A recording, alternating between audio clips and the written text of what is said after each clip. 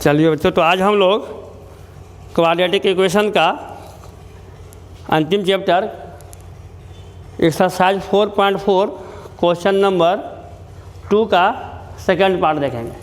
Exercise number 4.4 question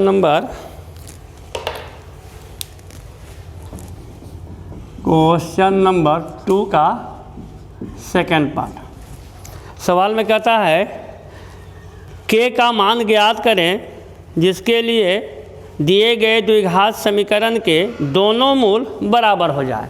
question आपका लिखा है के x into x minus 2 plus 6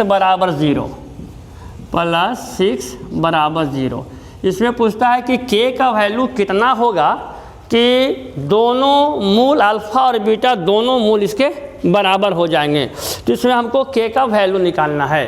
पहले इसको क्वाड्रेटिक इक्वेशन के फॉर्म में हम लाते हैं। या इसका हो जाएगा के एक्स का गुना एक्स में, तो के x square minus 2k x plus 6 बराबर 0। अब हमको यहाँ से के का मान निकालना है। कंडीशन दिया है कि अल्फ़ा बीटा दोनों मूल बराबर इसके हैं। तो आपको पता है कि दोनों मूल बराबर कब होते हैं? जब डिस्क्रिमिनांट का मान 0 के बराबर हो जाता है। ठीक है, तो यहाँ लिखेंगे क्योंकि मूल समान है इसलिए डिस्क्रिमिनांट d का वैल्यू 0 के बराबर होना चाहिए। तो d का वैल्यू कितना होता है बताओ?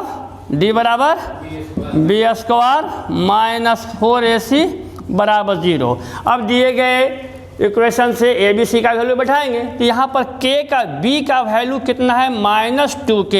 तो यहाँ हम लिखेंगे माइनस 2k का होल स्क्वायर माइनस 4 इंटू ए का वैल्यू k और इंटू सी का वैल्यू 6 और बराबर 0। यहीं से हल करके हमें के का मान निकालना है। तो यहाँ हो जाएगा माइनस का स्क्वायर प्लस ये हो जाएगा 4k स्क्वायर माइनस 6 4 24k बराबर 0।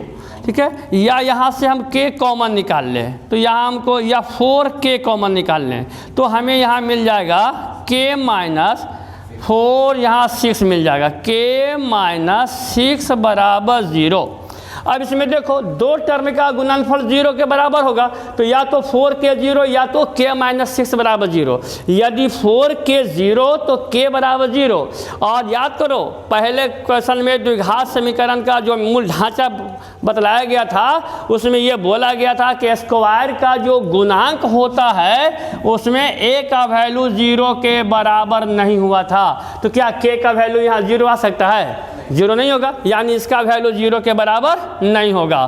क्योंकि 4k 0 के बराबर नहीं होगा इसलिए k माइनस 6 बराबर 0, इसलिए k का वैल्यू इस क्वेश्चन में 6 होगा।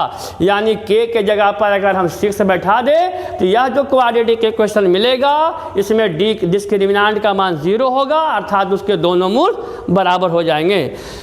ठीक है, तो अब हम लोग अगला सवाल देखते हैं। बाकी 8 सवाल तो इसके पहले क्लास में हुआ था, 3 भी हो गया था, 4 भी आपका क्वेश्चन हो गया था। और हम लोग आते हैं लास्ट क्वेश्चन 5 पर। 4.4 का question number 5। Question number 5 last question है, ये लास्ट चैप्टर का अंतिम क्वेश्चन है ये 5।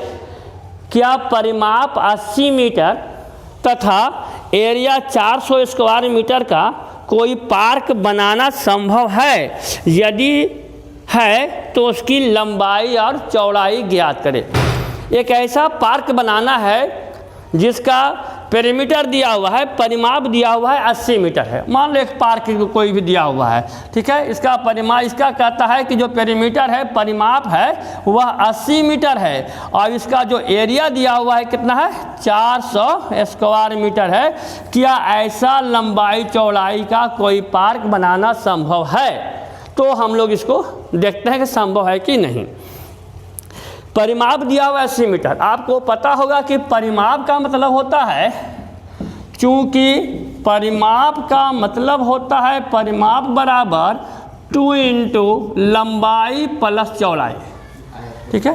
तो इसलिए परिमाप दिया 2 इंटू लंबाई, तो इसलिए लंबाई प्लस चौड़ाई का माप कितना हो जाएगा, परिमाप का आधा, और परिमाप 80 है तो 80 का आधा कितना हो जाएगा, 40, ठीक है। अब हमको ये देखना है क्या परिमाप इतना तो इतना हुआ, एक पार्क बनाना संभव है यदि उसकी लंबाई चौड़ाई, ठीक है। तो लंबाई और चौड़ाई मिला करके हमें हो गया 40 मीटर, ठीक है। अगर हम इसमें ये मान लें, माना कि लंबाई बराबर x मीटर, अतः चौड़ाई हमारा हो जाएगा कितना, 40 माइनस x मीटर, और ये कहता है परिमाप क्या कहता है कि उसका क्षेत्रफल 400 वर्ग मीटर है, तो इसका एरिया कितना हो जाएगा, ठीक है। यानी क्षेत्रफल निकालने का तरीका क्या होगा, लंबाई गुने चौड़ाई, लंबाई गुने चौड़ाई। तो यहाँ हमने क्या देखा, लंबाई को x माना था, चौड़ाई हमारा 40 माइनस x है, और क्षेत्रफल दिया हुआ है 400 स्क्वायर मीटर। तो यहाँ से क्या मिल जाएगा हमें, यहाँ से मिल जाएगा 40x माइनस एक्स स्क्वायर बराबर 400, ये सारे टर्म उधर ले जाओ तो क्या मिलेगा, x square minus 40x plus 400 बराबर 0। अब कह रहा है कि यह ऐसा संभव है कि नहीं लंबाई चौड़ाई, तो संभव जांच करने से, इसको बनाने से पहले हम लोग उसका डिस्क्रिमिनेंट निकालेंगे कि ऐसा स्थिति संभव है कि नहीं। आपने पहले देखा मूल संभव के लिए क्या निकालते थे, डिस्क्रिमिनेंट, तो इसमें डी निकाल के चेक कर लो, अगर निगेटिव होगा तो इस तरह का एक्स का वैल्यू लंबाई चौड़ाई का नहीं मिलेगा, तो पहले हम डी निकालेंगे। चूँकि डिस्क्रिमिनेंट निकालने का फॉर्मूला क्या हुआ था, डी बराबर बी स्क्वायर माइनस 4ac, तो बी का वैल्यू -40, -40 का स्क्वायर हो जाएगा आपका 1600, और -4 इंटू ए का वैल्यू 1 और सी का वैल्यू फिर है 400। तो ये आपको देखो यहाँ से क्या मिला, 1600 माइनस 1600 बराबर 0, क्या मिल गया, डी बराबर 0, अर्थात इस लंबाई चौड़ाई का कोई पार्क बनाना संभव है। और एक चीज़ क्या क्लियर करो, डी का मान 0 आया मतलब इसके दोनों मूल बराबर होंगे, और यहाँ मूल का काम कौन कर रहा है, यही लंबाई चौड़ाई, यानी एक्स का वैल्यू बराबर होगा। यहाँ से क्या मिल जाएगा, x का वैल्यू निकालेंगे, यदि d का मान 0 होता है तो x निकालने का फॉर्मूला याद है, x बराबर होता है -b/2a। किसी भी सवाल में d 0 होगा तो मूल डायरेक्ट हम b/2a से निकाल लेंगे, -b/2 है, माइनस b का वैल्यू यहाँ से देखो, यही आपका क्वाड्रेटिक, यहाँ से आपका ये क्वाड्रेटिक इक्वेशन था आपका, ये वाला ये क्वाड्रेटिक इक्वेशन था। तो b का वैल्यू -40 है, माइनस यहाँ पर है तो ये मिला के हो जाएगा +40, यहाँ 40 लिखा जाएगा /2 इंटू a का वैल्यू यहाँ 1 है तो 2 इंटू 1, यानी ये हो जाएगा s का वैल्यू 20। यानी s किसको मान लेते हैं हम लोग, लंबाई को, और चौड़ाई दोनों हमारा बराबर होगा, यानी यहाँ कितना हो जाएगा, पार्क की लंबाई 20 मीटर और चौड़ाई भी हो जाएगी 20 मीटर। चल इस प्रकार ये आपका इस क्वाड्रेटिक इक्वेशन ख़त्म हुआ। वीडियो को आप ध्यान से देखें, पसंद है इसको लाइक आप ज़रूर करें, शेयर करें, और वीडियो को सब्सक्राइब आप ज़रूर करेंगे।